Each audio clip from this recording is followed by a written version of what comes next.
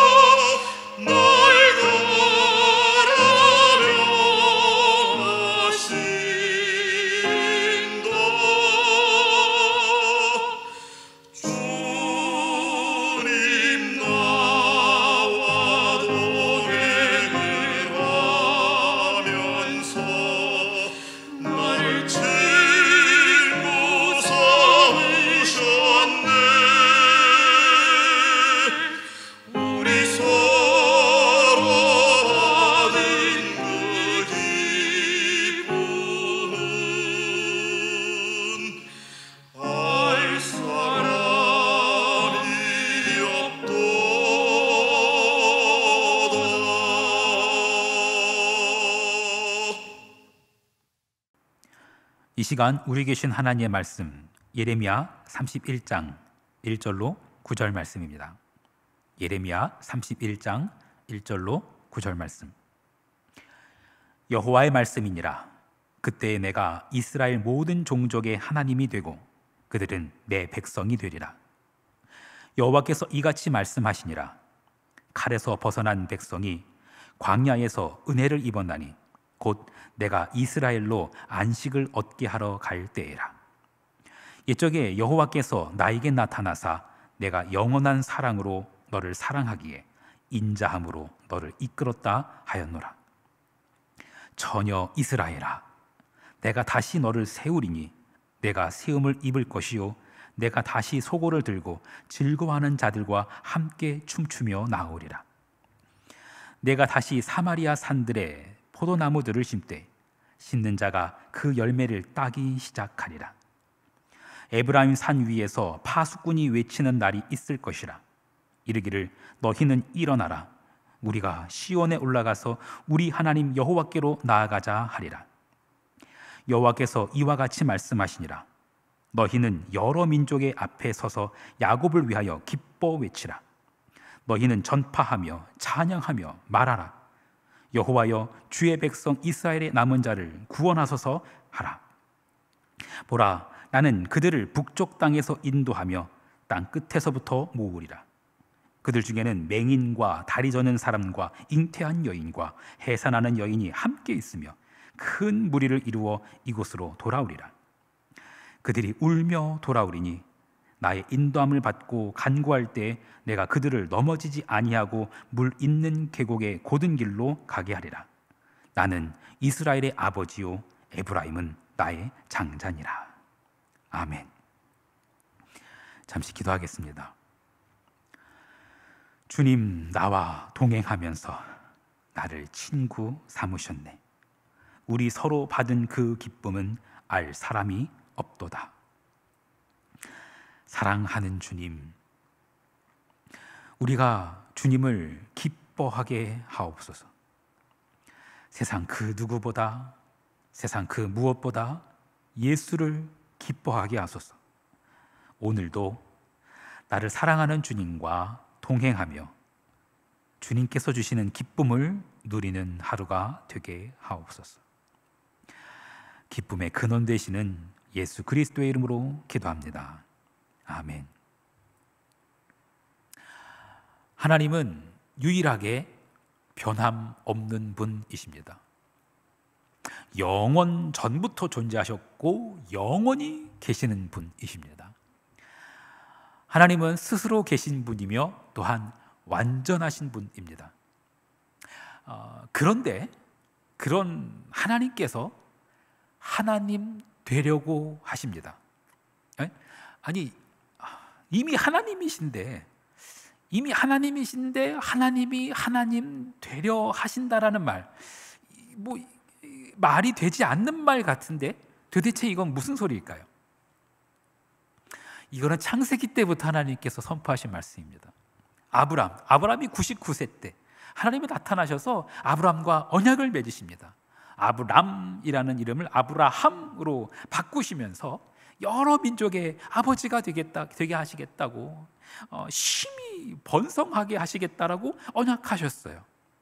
하나님께서 이렇게 언약하시는 이유, 왜 아브라함이랑 그렇게 약속하실까요? 그 이유를 하나님 당신께서 스스로 이렇게 밝히셨습니다. 창세기 17장 7절 말씀.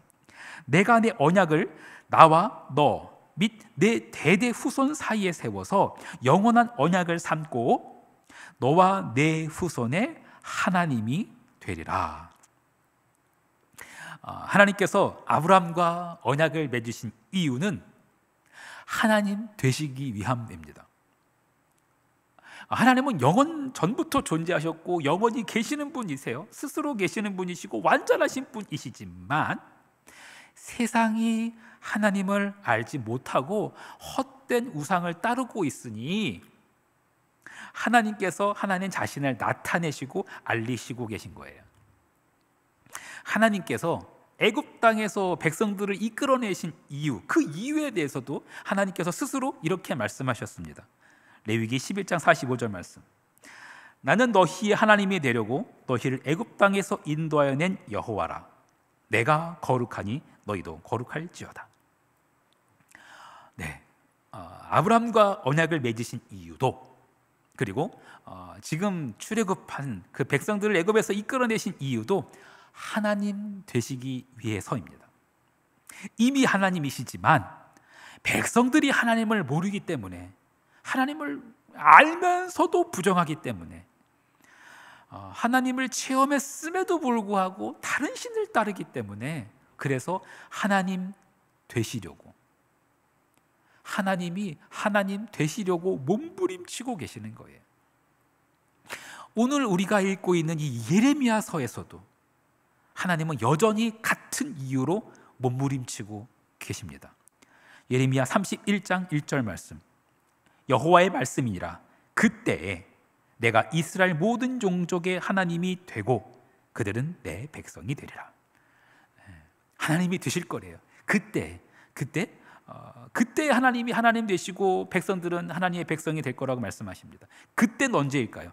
그때를 약속하고 있는 구절을 읽기 위해서 이 바로 앞에 있는 본문을 한번 살펴보겠습니다. 예레미야 30장의 끝부분입니다. 22절로 24절까지 말씀. 너희는 내 백성이 되겠고 나는 너희들의 하나님이 되리라. 보라, 여호와의 노여움이 일어나 폭풍과 회오리 바람처럼 악인의 머리 위에서 회오리 칠 것이라. 여호와의 진노는 그의 마음에 뜻한 말을 행하여 이루기까지는 돌이키지 아니하나니 너희가 끝날에 그것을 깨달으리라. 자, 그때는 어떤 때입니까? 여호와의 노여움이 일어나는 날, 폭풍과 회오리 바람처럼 악인 위에서 회오리 치는 날, 여호와의 진노의 날, 그때입니다. 하나님이 하나님 되시기 위해서 꼭 이렇게 하셔야만 할까요? 하나님께서 우리를 사랑하시는데 이렇게 하시는 게 맞을까요? 하나님은 우리를 사랑하시지만 우리의 죄 때문에 하나님은 이렇게 하실 수밖에 없습니다. 아들을 사랑하지만 그 아들에게 고약한 질병이 들렸다면 어떻게 하겠어요? 그 질병을 없애기 위해서라면 어떤 고통스러운 치료도 마다하지 않을 거예요. 그게 그 아들을 진짜로 사랑하는 아버지이죠. 하나님께서 하나님 되시기 위해서 백성들 속에 깊이 박혀있는 그 죄악을 도려내셔야 했었어요. 불태우셔야 했었어요. 이사야 4장 4절 말씀, 이는 주께서 심판하는 영과 소멸하는 영으로 시온의 딸들의 더러움을 씻기시며 예루살렘의 피를 그 중에서 청결하게 하실 때가 됨이라. 사랑하는 딸이 더러워졌어요. 어떻게 해야 되죠? 더럽더라도 여전히 내 사랑하는 딸이지요. 하지만 그 더러움을 그대로 두고 볼 부모는 없어요. 씻겨야 해요. 깨끗하게 해야 돼요. 심판하는 영, 소멸하는 불, 우리를 멸하기 위한 것이 아닙니다. 우리를 깨끗하게 하기 위한 것입니다. 딸의 더러움을 씻기겠다고 하신 하나님, 그 하나님께서는 오늘 본문에서도 같은 말씀을 하세요. 예레미야 31장 4절로 5절 말씀, 처녀 이스라엘아, 내가 다시 너를 세우리니 내가 세움을 입을 것이요 내가 다시 소고를 들고 즐거워하는 자들과 함께 춤추며 나으리라. 내가 다시 사마리아 산들에 포도나무들을 심되 심는 자가 그 열매를 따기 시작하리라. 처녀 이스라엘아, 수많은 우상으로 인해서 영적인 간음을 저지르고 있는 그 백성들을 향해서 하나님이 하시는 말씀이에요. 처녀 이스라엘아, 아브라함을 통해 그렇게 언약하셨는데, 출애굽하면서도 그렇게 언약하셨는데, 그렇게 하나님 되시려고 했는데 어쩜 그렇게 한결같이 죄악길로 치닫고 있는 그 백성들을 향해서, 그 우상 숭배와 그 영적 간음에 빠진 그 백성들을 향해서 하나님께서 이렇게 말씀하세요. 처녀 이스라엘아, 내가 너를 다시 세울 것이다. 너는 다시 세움을 입을 것이다. 너는 다시 소고를 치며 즐거워하게 될 것이고 너는 다시 춤을 추게 되리라.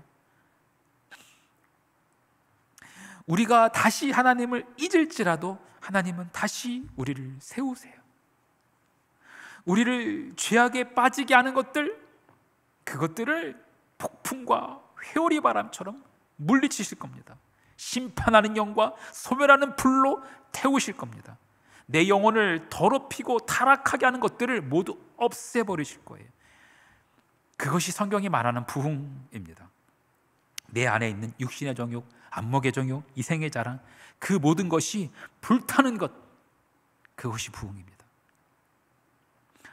나를 부인하고 예수를 따르는 것, 내 인생의 주인이 내가 되는 것이 아니라 하나님 되시는 것, 하나님이 하나님 되시는 것, 그것이 성경에서 말하는 부흥이에요. 하나님은 결국 하나님 되실 겁니다. 죄악으로 인해 더럽혀진 영혼 씻기시고 깨끗하게 하실 겁니다. 음란한 백성, 순결한 신부가 될 것입니다. 그리고 마지막 때에 그 어린 양의 혼인 잔치에 참여하게 될 것입니다. 그래서 성경의 맨 마지막 책인 요한계시록에서도 그 순결한 신부에 대한 이야기가 등장합니다. 요한계시록 21장 2절 말씀. 또 내가 보매 거룩한 성 새 예루살렘이 하나님께로부터 하늘에서 내려오니 그 준비한 것이 신부가 남편을 위하여 단장한 것 같더라. 우리는 모두 신랑 대신 예수 그리스도와의 혼인 잔치를 준비하는 자들입니다. 우리는 모두 그날에 순결한 신부로 신랑 앞에 서기 위해서 살아가는 자들입니다.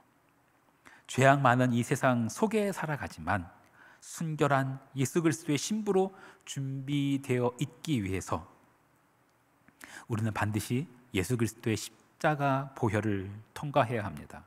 성령의 불을 통과해야 합니다. 십자가의 보혈로 모든 죄악을 씻어내고 성령의 불로 그 우상들을 모조리 불태워야 합니다. 사랑하는 성도 여러분, 여러분은 신랑 맞을 준비가 되어 있으십니까? 처녀 이스라엘아, 순결한 나의 신부야, 이렇게 부르실 때 내가 여기 있나이다, 그렇게 고백하며 나아가실 수 있겠습니까?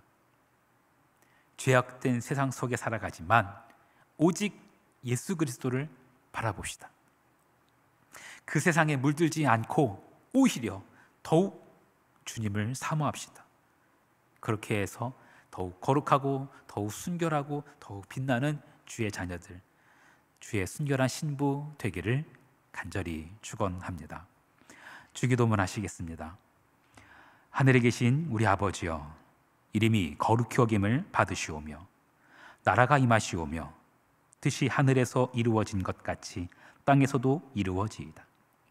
오늘 우리에게 일용할 양식을 주시옵고 우리가 우리에게 죄 지은 자를 사하여 준 것 같이 우리 죄를 사하여 주시옵고 우리를 시험에 들게 하지 마시옵고 다만 악에서 구하시옵소서. 나라와 권세와 영광이 아버지께 영원히 싸움나이다. 아멘.